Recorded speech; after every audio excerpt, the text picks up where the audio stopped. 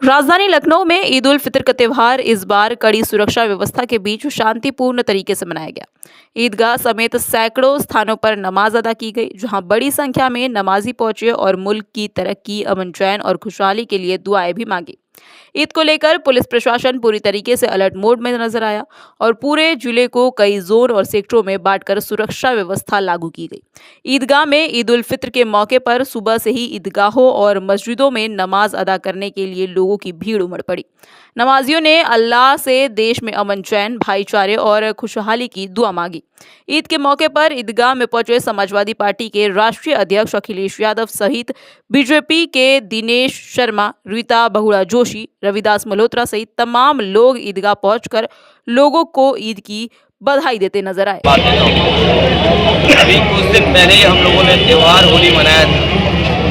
उसमें हम सब लोग मिलकर के गले मिलकर के एक दूसरे के बीच में जहाँ खुशियाँ बांटी थी, खुशियाँ बांटी थी, वहीं हमारा आज फिर एक और त्यौहार आया है, ईद का त्यौहार। आगे कर रही है मैम, जहाँ हम फिर गले मिले हैं, सेवैयाँ और मिठाई खा करके एक दूसरे को मुबारकबाद देते हैं।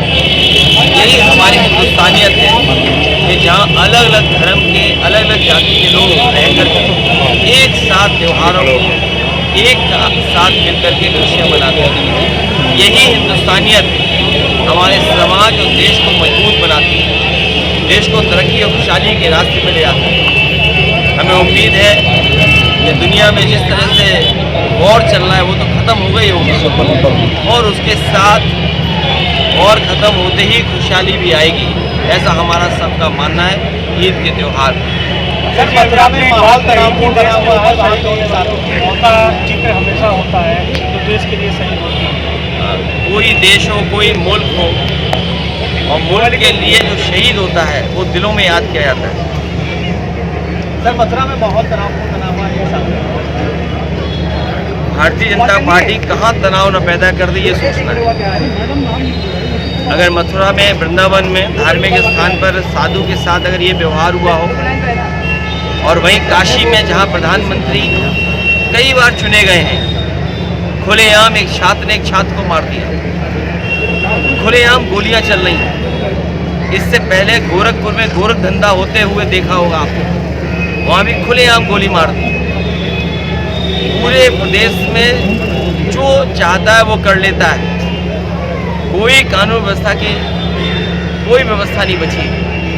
और किस तरीके से चीज़ों को नफरत में बदला जाए, ये अगर कोई सीखना चाहता है तो भारतीय जनता पार्टी से सीख सकता है। सर, पश्चिम बंगाल के मुख्यमंत्री ममता बनर्जी ने भैया फिर आगे घसक रहे हैं, आप बार बार मना कर रहे हैं। मोबाइल बेईमान सही का बेईमान छोटा शब्द लिखता है, जो गंगा मैया के साथ धोखा दे सकता है, जो गंगा मैया के साथ इस तरह का व्यवहार कर सकता है। और हम लोगों ने तो जानबूझ करके कहा कि गंगा मैया केंद्र में आ जाएं। जिन्होंने ये कहा था कि हम गंगा मैया को साफ करेंगे, गंगा मैया ने हमें बुलाया है। अरबों खरबों रुपए किसकी जेब में चले गए। जब हम गंगा मैया याद करेंगे तो मणिगंगा घाट भी याद आएगा, किसने बुलडोजर चलवाया था। माँ गंगा को याद करते हुए वो भी याद आएगा कि हमारी देवी, और जिन्होंने उस वाराणसी मणिगंगा घाट को संरक्षण किया, बनवाया, वहाँ पे भगवान शिव की भी मूर्ति थी, उसे भी तोड़ दिया। तो भारतीय जनता पार्टी के लिए जो आदरणीय ममता जी ने कहा वो कम कहा है, और सच्चाई है कि वो अकेली भी लड़ेंगी तो भी जीत जाएंगी। वो अकेली लड़ करके भी सबका मुकाबला कर रही हैं। ये जो अधिकारियों का ट्रांसफ़र हो रहा है बंगाल में, सुना है कि बड़े पैमाने पर अधिकारियों को हटाया गया है। डीजीपी, चीफ सेक्रेटरी या अन्य सेक्रेटरी या अन्य अधिकारी, पुलिस के और प्रशासनिक अधिकारी।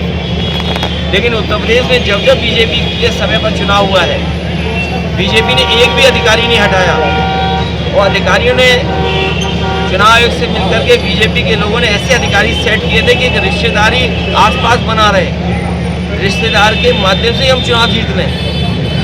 तो एक तरफ जहां बंगाल में तमाम अधिकारियों को हटाया गया, वहीं उत्तर प्रदेश में हम लोगों ने देखा था कहीं किसी अधिकारी को नहीं हटाया गया, और रिश्तेदार कैसे रिश्तेदार को जिताएं उस हिसाब से अधिकारी पोस्ट किए गए थे।